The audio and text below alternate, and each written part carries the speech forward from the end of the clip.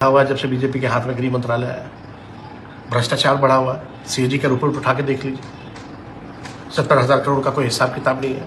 इस बार जो सीएजी का रिपोर्ट आया उसमें कहीं तालमेल ही नहीं है। देखिए, सब लोग जानते हैं कि बिहार का चुनाव जो है, एनडीए ने ये नारा दिया था कि 2025 से 30 फिर से नीतीश।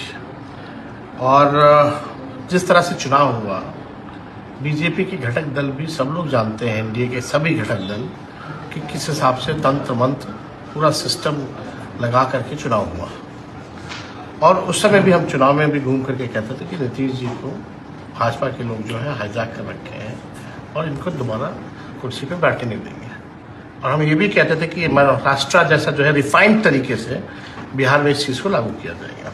और हमने कई बार भी कहा कि 6 महीने से ज़्यादा इनको कुर्सी पे नहीं बैठने देंगे। भाजपा जिसके साथ भी रही है उसको बर्बाद करने का काम किया है। और भाजपा तो आप जान रहे हैं कि ओबीसी, दलित, आदिवासी विरोधी पार्टी है। वो नहीं चाहते हैं कि भाई बिहार में ऐसा नेता रहे जो ओबीसी और एससी एसटी की बात करता रहे। वो लोग तो चाहते हैं कोई ऐसा मुख्यमंत्री हो जो रबर स्टाम्प जो है वो मुख्यमंत्री बने।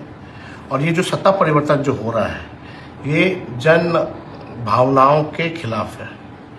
यानी जनता में जो है नाराज़गी है, लोग जो है बीजेपी के असली चाल चरित्र को जान रहे हैं। हम नीतीश जी के साथ भी काम किए हैं पहले भी, लेकिन ज़्यादातर विपक्ष में हम रहे हैं। आप देखिएगा, जब 28 जनवरी 2024 में छोड़ के गए थे, जब उनके पास कोई रीज़न भी नहीं था छोड़ने का, तब भी हमने कहा था कि भाई बीजेपी जो है अब इनको समाप्त करेगी। आपको दुख है? तो हमारी पूरी सहानुभूति है उनके प्रति, और जो भी उन्होंने बिहार की सेवा की है उसके लिए हम जो है उनको धन्यवाद भी देना चाहता हूँ। कार्यकर्ता जो है बड़े आक्रोश में जेडीयू के देखे जा रहे हैं, हर जगह रो रहे हैं, चिल्ला रहे हैं। जेडीयू ऑफिस कार्यालय का हम तो जान रहे थे, जब ये बात कहा था 28 जनवरी 2024 को कि जनता दल यूनाइटेड खत्म हो जाएगी, लेकिन 2024 में एनडीए को, खासतौर पर बीजेपी को जो 400 सीट का जो बात करती थी, वो उसके अनुकूल उनका रिजल्ट नहीं आया, इसलिए 1 साल डिले हो गया, वरना पहले ही खत्म कर देता। आप उस स्टेटमेंट को उठा के देखिए।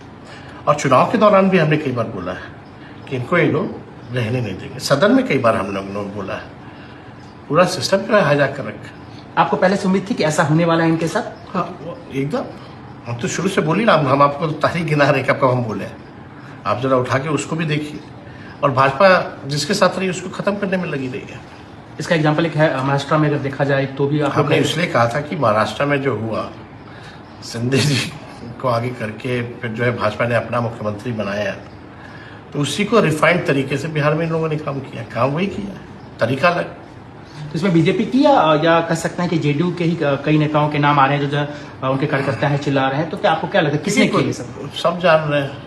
हमारे प्रदेश अध्यक्ष भी कहते हैं कि 3.5 आदमी हैं वहाँ। अब 3-4 उधर हो, जो लोग भाजपा के सामने मस्तक हो गए हैं, कुछ लोग भाजपा से जो आए हैं वो तो बर्बाद कर दिए इनको। उनके बेटा को लगता है सर आगे बढ़ाएंगे बीजेपी, और जो भी वो कहा जा रहा है कि निशांत दबाएंगे बिहार? देखिए, निशांत को तो बहुत पहले आ जाना चाहिए, लेकिन जो 3.5 लोग हैं वो लोग आने नहीं दिए। कई लोग ऐसे हैं पार्टी में और पार्टी के बाहर ब्यूरोक्रेट्स हैं जिनका नाम आप खुलेआम लेते थे कि यही लोग पार्टी को हैंडल कर रहे थे, तो अब उनका क्या होगा जब नीतीश जी चले जाएंगे? अब आप देखिए आगे, अब देखिए क्या लूट मचता है बिहार में, किस हिसाब से भाजपा के लोग जो है बिहार को बर्बाद करेंगे। ऐसे ही अपराध इतना बढ़ा हुआ है जब से बीजेपी के हाथ में गृह मंत्रालय आया, भ्रष्टाचार बढ़ा हुआ है। सीएजी का रिपोर्ट उठा के देख लीजिए, 70,000 करोड़ का कोई हिसाब किताब नहीं है। इस बार जो सीएजी का रिपोर्ट आया उसमें कहीं तालमेल ही नहीं है। कहाँ है पैसा?